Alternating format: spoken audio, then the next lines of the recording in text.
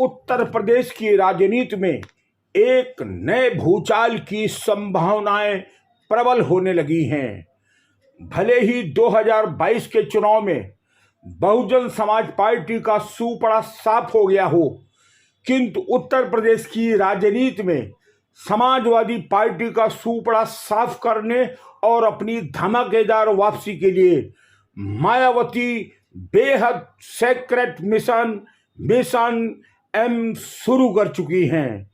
यदि मायावती इस mission M में सफल होती हैं तो न सिर्फ उनकी धमाकेदार वापसी होगी बल्कि समाजवादी पार्टी मटिया मेट हो जाएगी।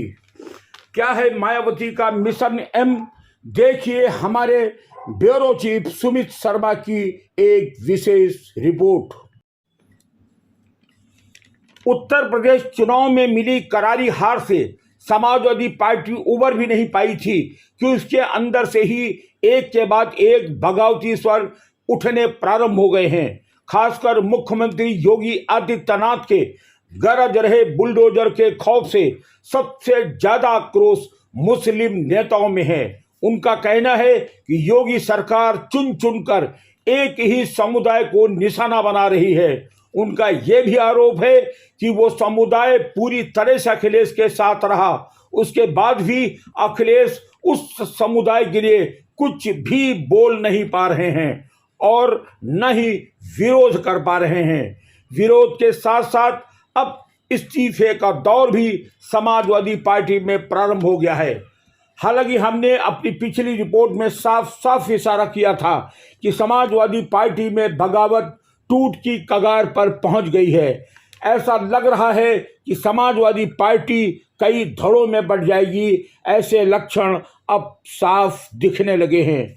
सूत्रों का कहना है कि जैसे ही मायावती को यह भनक लगी कि एक वर्ग विशेष समाजवादी पार्टी से बगावत पर उतारू है, उन्होंने तुरंत ही अपना मिशन एम यानी मिशन मुस्लिम शुरू कर दिया है। इस क्रम में उन वरिष्ठ मुस्लिम नेताओं से संपर्क साधा जाने लगा है जो कभी बहुजन समाज पार्टी का अहम हिस्सा थे और इन्हीं कारणों से वो बसपा छोड़कर चले गए थे। समाजवादी पार्टी वो कांग्रेस में गए पुराने बसपा नेताओं को एक बार फिर साधा जा रहा है। यह सच है कि उत्तर प्रदेश में मुस्लिम नेताओं का सपा से मोह भंग हो चुका है और जो कांग्रेस में चले गए थे उन्हें भी लगने लगा है कि अब कांग्रेस के दिन बहुरने वाले नहीं हैं। ऐसे में अगर वो जितना समय कांग्रेस में रहेंगे उनका समय ही बर्बाद होगा। मायावती का पक्ष इसलिए मजबूत है क्योंकि उनके पास दलित वोटों का मजबूत आधार है और साथ ही पिछड़ों का समर्थन भी मायावती के पास है। किंतु यूपी में पैर जमाने का प्रयास कर रहे ओवैसी के पास अपना कोई वोट बैंक नहीं है। ऐसे में मुस्लिम वोटर ओवैसी के साथ जाएंगे, इसकी संभावनाएं बिल्कुल ना के बराबर हैं कि उनका मकसद भारतीय जनता पार्टी से सत्ता छीनना है।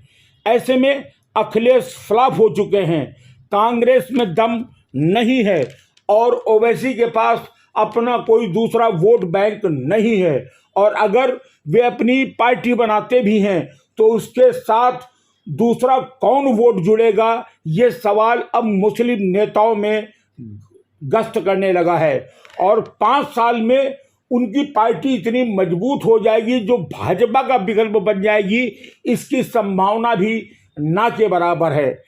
ऐसे में एक ही विकल्प मुस्लिम नेताओं के बाद बचता है कि अगर एक बार फिर मुस्लिम वोट बैंक मायावती के साथ जुड़ जाता है तो वह भाजपा का मजबूत विकल्प बन जाएगा। ये भी सच है कि इस चुनाव में सबसे ज़्यादा मुस्लिम प्रत्याशी बसपा ने ही उतारे थे और मायावती ने यह दावा भी कर रही हैं कि यदि उन्हें मुस्लिम समर्थन दे दें तो वो भाजपा को हरा सकती है। हालांकि मायावती ने हाल ही में अपने पूर्व नेता नसीमुद्दीन सिद्दीकी को पुनः पार्टी में आने का ऑफर भी दे चुकी हैं। बड़े पैमाने पर मिशन एम के तहत मुस्लिम नेताओं से संपर्क प्रारंभ कर दिया गया है। ऐसी संभावना है कि शीघ्र ही बसपा में वो पुराने मुस्लिम नेता लौट आएंगे। साथ ही कई और बड़े नामी गिरामी पिछड़े नेता जो अखिलेश यादव से जुड़ गए थे, जल्द ही मायावती के दरबार में दंडवत करते हुए दिख सकते हैं। यदि ऐसा होता है तो कोई शक नहीं कि उत्तर प्रदेश में मायावती का जोरदार वापसी होगी, किंतु खतरे की घंटी अखिलेश यादव के लिए भी होगी। अगर मायावती मजबूत होती हैं और मुस्लिम वोट बैंक समाजवादी पार्टी से खिसक कर बहुजन समाज पार्टी की तरफ जाता है तो समाजवादी पार्टी पूरी तरह ध्वस्त हो जाएगी और मायावती की बहुजन समाज पार्टी एक बार फिर मजबूत विपक्ष के रूप में भाजपा का विकल्प बनकर उत्तर प्रदेश में उभर सकती है। इस संभावना से इनकार नहीं किया जा सकता है। इसीलिए मायावती साम दाम दंड भेद अपने सारे नेताओं को ऑपरेशन मिशन एम में लगा चुकी हैं और खुद बहुत ही गोपनीय ढंग से मिशन एम का संचालन कर रही हैं और ऐसी संभावना है कि बहुत जल्दी आपको सूचना मिलना भी प्रारंभ हो जाएगी। ब्यूरो चीफ सुमित शर्मा की रिपोर्ट, पी सनातन न्यूज।